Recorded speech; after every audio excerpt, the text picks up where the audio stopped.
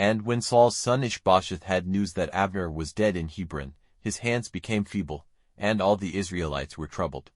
And Saul's son had 2 men, captains of bands, one named Baanah and the other Rechab, sons of Rimmon the Beerothite, of the tribe of Benjamin. For Beeroth was at one time taken to be part of Benjamin, but the people of Beeroth had gone in flight to Gittaim, where they have been living to this day. Now Jonathan, Saul's son, had a son whose feet were damaged. He was 5 years old when news of the death of Saul and Jonathan came from Jezreel, and the woman who took care of him took him up and went in flight.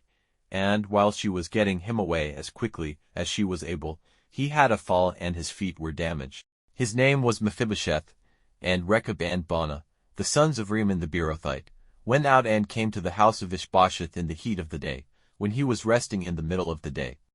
Now the woman who kept the door was cleaning grain, and sleep overcame her. And Rechab and his brother Baanah got in without being seen. And when they came into the house, Ishbosheth was stretched on his bed in his bedroom. And they made an attack on him and put him to death, and, cutting off his head, they took it with them and went by the road through the Arabah all night.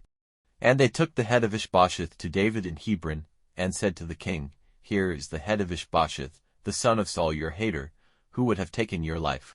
The Lord has taken payment for the wrongs of my lord the king from Saul and his seed today. And David made answer to Rechab and his brother Baanah, the sons of Rimmon the Beerothite, and said to them, By the living Lord, who has kept me safe from all my trouble. When one came to me with the news of Saul's death, in the belief that it would be good news, I took him and put him to death in Ziklag, which was the reward I gave him for his news.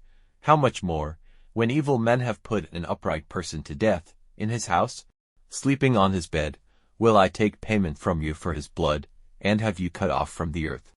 And David gave orders to his young men, and they put them to death, cutting off their hands and their feet and hanging them up by the side of the pool in Hebron.